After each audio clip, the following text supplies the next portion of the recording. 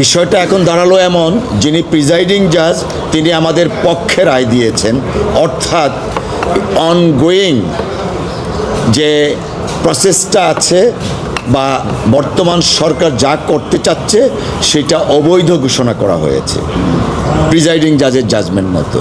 On the other hand পিউনি জাজ তিনি dissenting দিয়েছেন, অর্থাৎ তিনি বলেছেন আমাদের লোকাস স্ট্যান্ডি নেই এবং প্রিম্যাচিওর, আর আমরা ন্যাশনাল সিকিউরিটির উপরে আমাদের কিছু উপস্থাপনা ছিল মহামান্য আদালতে, সেটা তিনি ডিসএগ্রি করেছেন।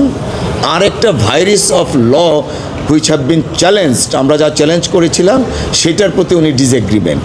তো দাঁড়ালো এখন পিউনি জাজ ডিসেন্টিং, প্রিজাইডিং জাজ আমাদের পক্ষে।